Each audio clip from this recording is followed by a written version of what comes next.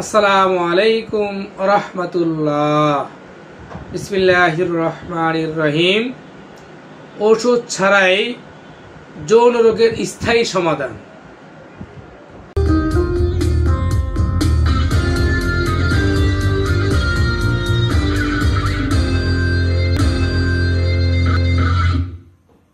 প্রিয় দর্শক, কলিকাতা হার্বাল আর এটি একটি আয়ুর্বেদিক হার্বাল পরামর্শ এবং চিকিৎসা কেন্দ্র। আজকে জানবেন ওষুধ ছাড়াই যৌন রোগের স্থায়ী সমাধান। বন্ধুগণ, আমরা যে খাবারগুলো গ্রহণ করি এই সকল খাবার মাধ্যমে ওষুধ ছাড়াই বিনা ঔষধে আপনি আপনার যৌন রোগের স্থায়ী সমাধান করতে পারবেন।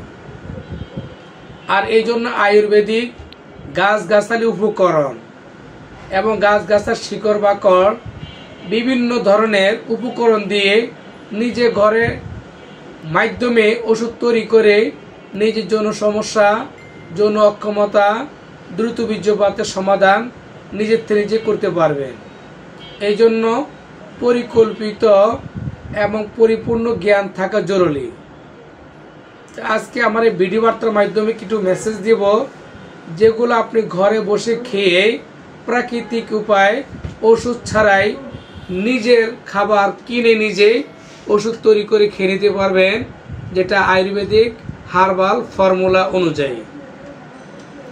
আর আয়ুর্বেদিক হার্বাল চিকিৎসার মাধ্যমে যৌন অক্ষমতা দিন দিন সেরে যাচ্ছে আমাদের সমাজে, পরিবেশে। আর সাংসারিক জীবনে ঢুকে পড়ছে অশান্তির কারণ যৌন অক্ষমতা যাদের আছে। তাই আপনি যদি ডায়েট বা খাদ্য তালিকায় ধরে রাখতে পারেন এই সকল খাবার, তাহলে আপনার যৌন সমস্যা থেকে চিরতর মুক্ত থাকতে পারবেন। মনে রাখবেন, এই জন্য পুষ্টিকর খাবার দেওয়াই যথেষ্ট। বিশেষ করে আপেল, প্রতিদিন খাদ্য তালিকায় একটি করে আপেল রাখতে পারলে আপনাকে ডাক্তার কাছে যাওয়া লাগবে না। বিভিন্ন বিধান, কবিরাজ ডাক্তার বিধান অনুযায়ী আপেল খাওয়া মানে ডাক্তার থেকে ওই লোক দূরে সরা। আপেল খাওয়ার মাধ্যমে মানুষের আয়রন, ক্যালসিয়াম, ভিটামিন, ফসফরাস চাহিদা পূর্ণ হয়।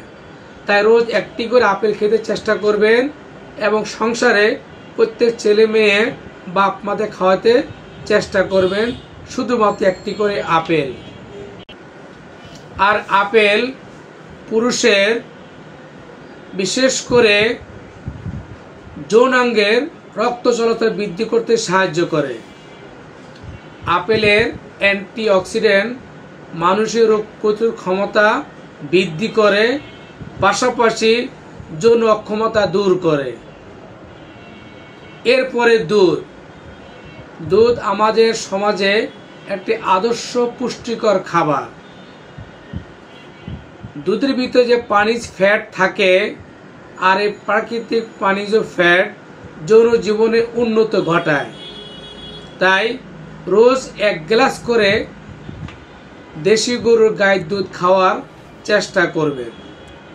এরপর কলা একটি ফল, এই ফল খাওয়ার মাধ্যমে আপনি আপনার যৌন সমস্যা, যৌন দুর্বলতা দূর করতে পারবেন। তো খাদ্য তালিকায় অন্তত 2 থেকে 3টি বা 4টি করে কলা খেতে পারেন। কলার ভিতরেই সবচেয়ে ভালো পুষ্টিকর কলা হলো সাগর কলা।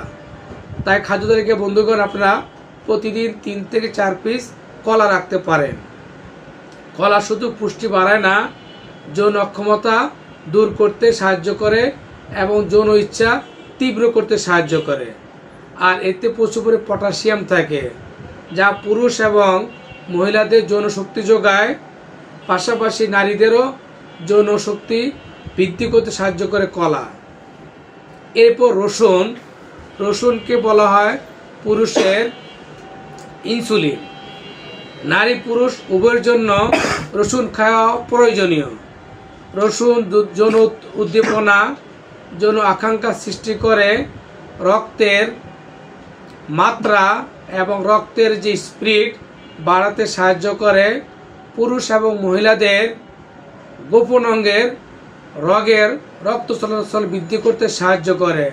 তাই প্রতিদিন 4-5 কোয়া রসুন খাওয়ার অভ্যাস এখন থেকেই গড়ে তুলুন।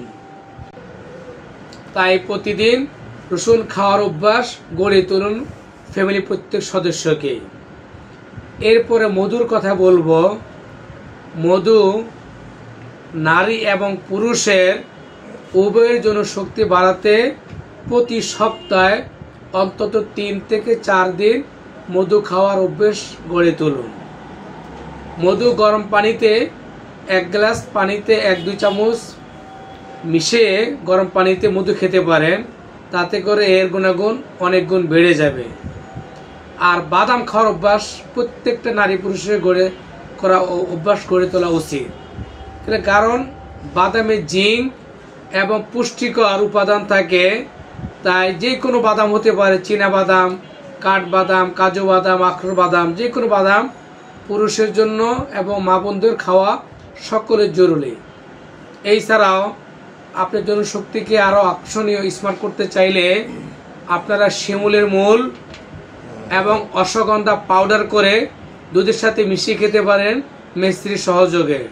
তাহলে বন্ধুগণ, শিমুলের মূল, অশ্বগন্ধা পাউডার পুরুষের পুরুষত্ব বজায় রাখতে সাহায্য করে, দ্রুত বীর্যপাত বন্ধ করে এবং অক্ষমতাকে দূর করতে সাহায্য করে। তাই শিমুল গাছের মূল এবং অশ্বগন্ধা পাউডার করে দুধের সাথে হালকা মিষ্টি দিয়ে খেতে পারেন।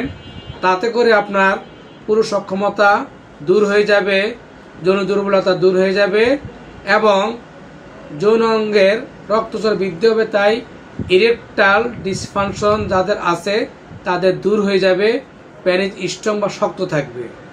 তো বন্ধুগণ, ভিডিও লম্বা না, আজকে পর্যন্তই। ভালো লাগে লাইক কমেন্ট শেয়ার করে দিবেন, অন্য ভাই বোনদের দেখার সুযোগ করে দিবেন। আর কলিকাতা হাওড় থাকার জন্য সকলকে ধন্যবাদ রইল। আল্লাহ হাফেজ। আসসালামু আলাইকুম ওয়া রাহমাতুল্লাহ।